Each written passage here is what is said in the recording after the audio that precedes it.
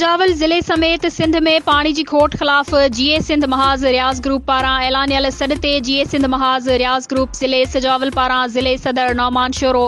रजब अली उर्स ऐं ॿियनि जी अॻवाणी में प्रेस क्लब आॾो एहतजाजी मुज़ाहरो करे सख़्त नारेबाज़ी कई वई। उन मौक़े ते जीए सिंध महाज़ जे ज़िले सदर नौमान शोरो सहाफ़ियुनि सां ॻाल्हाईंदे चयो त सिंध सरकार जी नाअहली सबबि सिंध में पानी जो हथरादू बहरान पैदा करे सिंध जूं ज़रई ज़मीनूं तबाह कयूं वयूं।